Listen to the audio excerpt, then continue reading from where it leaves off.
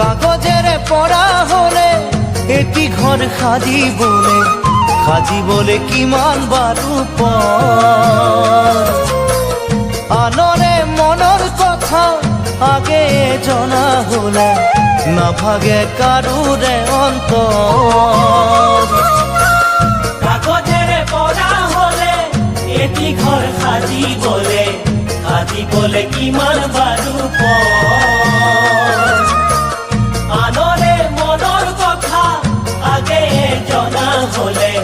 নাভাগে কাৰোৰে অন্তৰ জীৱন সকলোৰে তেনেকুৱা